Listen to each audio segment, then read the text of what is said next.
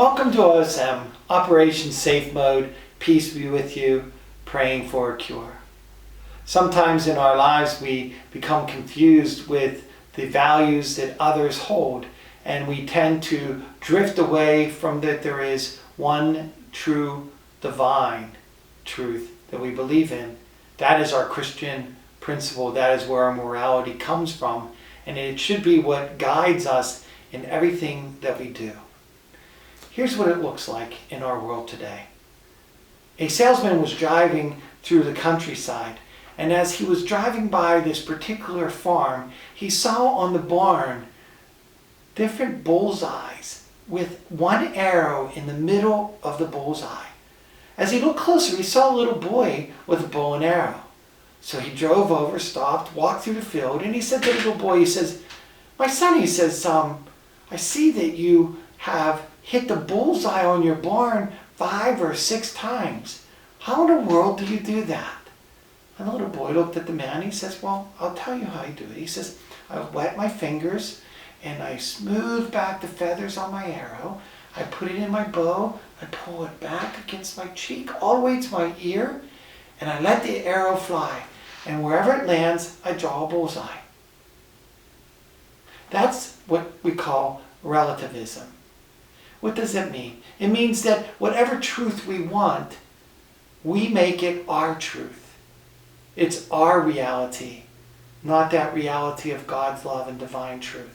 And then we just draw a bullseye around it. So all of a sudden, all over the barn, there's perfect bullseyes. But which one really is the one that we're supposed to be shooting at? And that is what we desire to know in our faith journey. So one might ask the question then, what is wrong with relativism?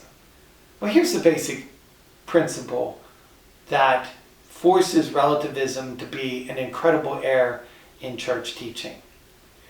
What relativism does is it moves away from that one divine truth, accepting everybody's truth having equal value.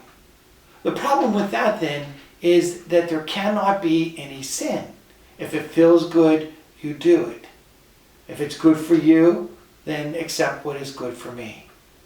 That also leads to a greater problem, and that is a lack of a belief in God. Because if we always are drawing our own bullseye, where we want to live and how we want to live and what we are doing, we have no path, no journey towards truth, no journey towards the ultimate love of God, which is the knowledge for which He shares with us and who we are to be. So let us be careful in relativism.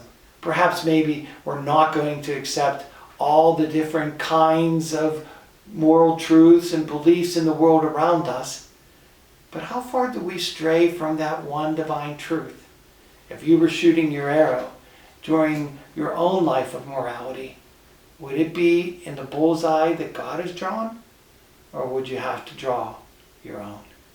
So remember, it is in divine truth, it is in moral love and reality that saints were forged in difficult times, rejecting those things that are not of God, forging themselves to avoid sin and become saints.